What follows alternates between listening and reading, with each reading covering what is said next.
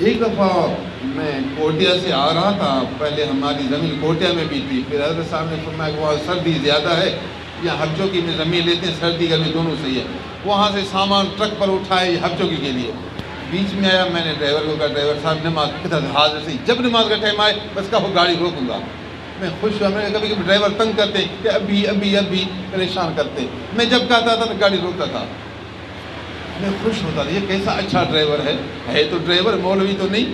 لیکن اچھا کیسا ہے، اس کے اخلاق اچھے ہیں، بات چیت اس کی اچھی ہے، تو جب لفظ کہتا ہوں فوراً عمل کرتا ہے۔ مجھے آرام نہیں آیا، میں نے اس سے پوچھا ڈرائیور صاحب بتا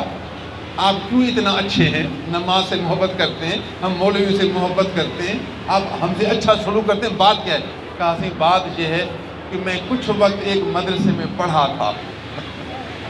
میرے والد صاحب نیک تھے، انہوں نے مجھے کہا کہ پڑھو پڑھو، انہوں نے مجھے میں جب چھوٹا تھا بچہ تھا مجھے مدرسے میں اس نے داخل کیا تھا،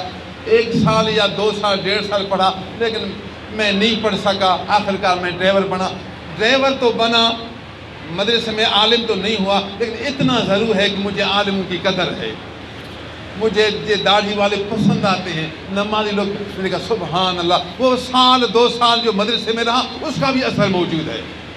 نیک لوگوں کے پاس، نمازی لوگوں کے پاس، مدرسے والوں کے پاس صرف 1-2 رہا ہے، لیکن یہ 2 سال خالی نہیں، آج ڈرائیور ہے، آج شادی شدہ ہے، اس کی داڑھی ہے آئی ہوئی ہے، لیکن پھر بھی اس کو نماز سے محبت ہے، نمازیوں سے محبت ہے، علماء سے محبت ہے۔ سبحان اللہ، صحبت فائدہ سے خالی نہیں ہے،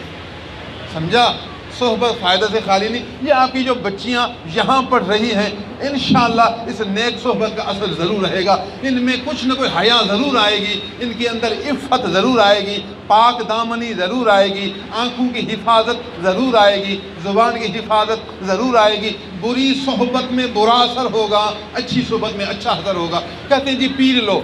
اللہ والوں کی بیعت کرو، کسی نہ کسی بزرگ کے ہاتھ میں ہاتھ دو، کیا مقصد ہے؟ مقصد یہ ہے کہ ہم اس کی صحبت میں آئیں گے، اس کی محبت میں آئیں گے، اس کی نسبت میں آئیں گے، پھر کہیں گے یار میرا پیر